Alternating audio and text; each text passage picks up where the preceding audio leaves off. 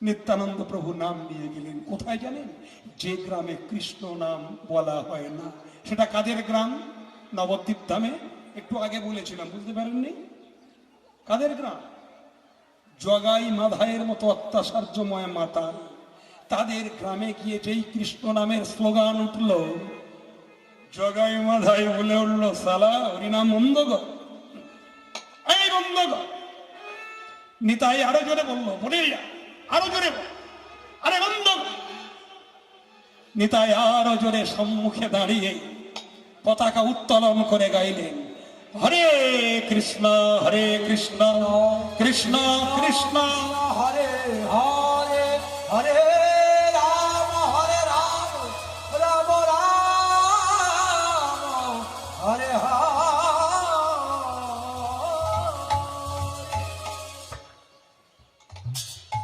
মধুখরের একটা চরিত্র হয়, তাই না মা? মাথায় গিয়ে মদের বোতলে আঘাত করলো, কপালটা ফেটে গিয়ে রক্ত ঝরছে। নিজের রক্তটা দর্শন করে নিতাই বলে উঠল, বাহ, ঠিক করেছিস। আদর্শটা শিখুন, একটু আদর্শটা শিখুন। কেউ যদি আপনার ভালে আপনার কপালে আঘাত করে, কেউ যদি আপনাকে মারতে চায়, আপনি হাত পা গুটিয়ে বসে থাকবেন? থাকবেন? সেও চালিয়ে দেবে। কিন্তু নিতাইয়ের মধ্যে কত গুণ দেখুন। অক্রোধ পরমানন্দ নিত্যানন্দ রায়, অভিমান শূন্য নিতাই নগরী, যারে দেখে তারে বলে দন্তে তৃণধরি,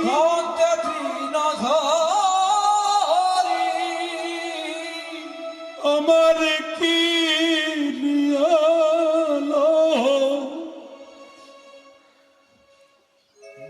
বলো গো,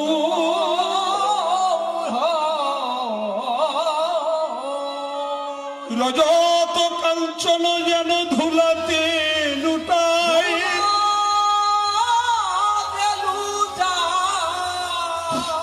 এত বলি নিত্যানন্দ ভূমে গড়ি যায়, হেন অবতারে যারে মতি না জন্মিল, বৈষ্ণবে কবি লোচন দাসে বলে সেজন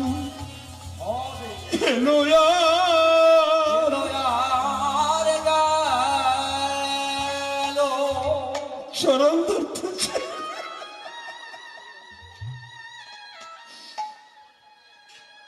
অবাক হয়ে গেছে। মাথায় আঘাত করলো ঠিক, জগাই বড় ভাই দেখছে, ওরে একজন যদি কাউকে আঘাত করে তার প্রতিঘাত দেওয়ার জন্য তাকে প্রস্তুত হতে হয়। আরে হতভাগা, একজনকে মারলি সে কেমন করতো, চরণ ধরতে চাইছে। মাতাল হলেও তার মধ্যে একটু বিবেক নাড়া দিয়েছে। বিবেক না এলে প্রভু নাহি মিলে, বিবেক না এলে প্রভু নাহি মিলে, জীবন জলেতে ভাসিয়া বৈতরণে পারে যাইবি কি করে, পাবে নরকের ছাড়িয়া। বিবেক না এলে প্রভু নাহি মিলে, জীবন জলেতে ভাসিয়া বৈতরণী পারে যাইবি কি করে, পাবে নরকের ছাড়িয়া। জগাই দাঁড়িয়ে দেখছে, মাধাইয়ের রক্ত ঝরছে, নিতাইয়ের রক্ত ঝরছে। মাগো, কাউকে মেরে মনে মনে গর্বিত হই ওকে প্রহার করেছি, আমি জিতে গেছি, তাই না? আপনারা তাই বলেন? কাউকে মারলে জেতা যায় না, কাউকে পিটিয়ে বড় হলে বড় হওয়া যাবে না। আদর্শটা কেমন দেখুন। অনুতপ্তারণে দগ্ধীভূত হয়ে নিজের বিবেককে জাগৃত করে দেখো যে আমি ওকে মারলাম, বড় ভুল করলাম, ওর তো কোনো অপরাধ ছিল না। এই অনুতাপারণে যখন দগ্ধীভূত হই, তখন আমি জিতেও নিজে হেরে যাই। মাথায় ভাবছে আমি মারলাম একজন বৈষ্ণবকে। নিতাই চরণ তলে পড়ে বলে উঠল, মেরেছিস, বেশ করেছিস, আয়না বুকে মাথায় ভাই, বেশ করেছি, আরে বুকে মাথায় ভাই মেরেছে, বেশ করেছি, আরে বুকে মাথায় ভাই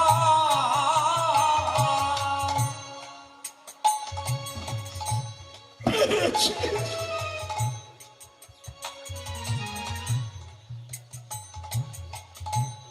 মেরেছি,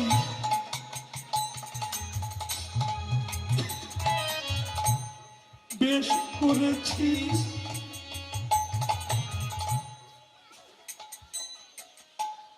আয়না বুকে মাথায় ভাই, আরে মেরেছে, বেশ করেছি, আরে বুকে মাথায় ভাই, মারতে হয় আরে মাথায়, মাথায়,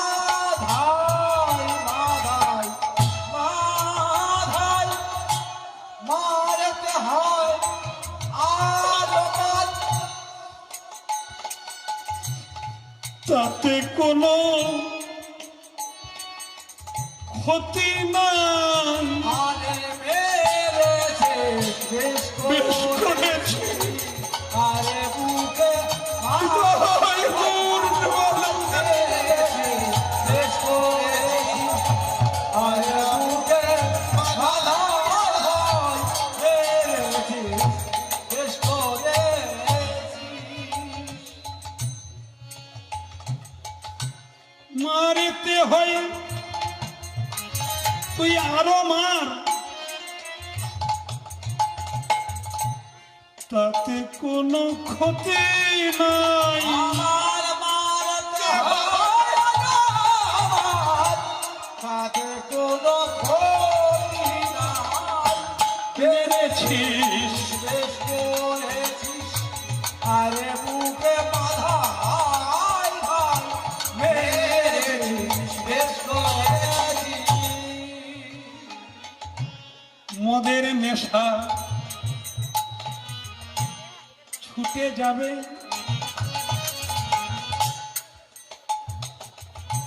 দু চার দণ্ড পরে মদের নেশা, ছুটে দু চার দণ্ড করে, your behaviour is your responsibility. মানুষ হলে হবে না, মানুষের কিছু কাণ্ডজ্ঞান থাকা দরকার। আস্তে আস্তে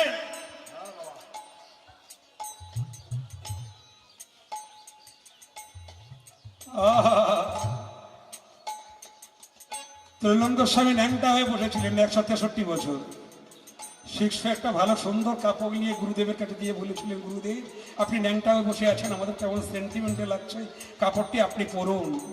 ত্রৈলঙ্গ স্বামী পাশে থেকে একটা এক মুষ্টি ছাই নিয়ে শিষ্যকে বলেছিল, বলতো কি? গুরুদেব ছাই। এখন কি? বলে এখন তো আর নাই। বলে আমি মানব দেহটাই তো আমার পুরো এক বিন্দু ছাই, তা আমার মধ্যে আবার কিসের অহংকার চাই, আমার জন্য আবার কিসের বসনও চাই? আমি অক্লান্ত পরিশ্রম করে বিশ্ব জগতের বুকে শান্তির প্রতীক দিতে, হরিনাম সংকীর্তন দেওয়ার জন্য আমি অবতারে অবতীর্ণ হয়েছি।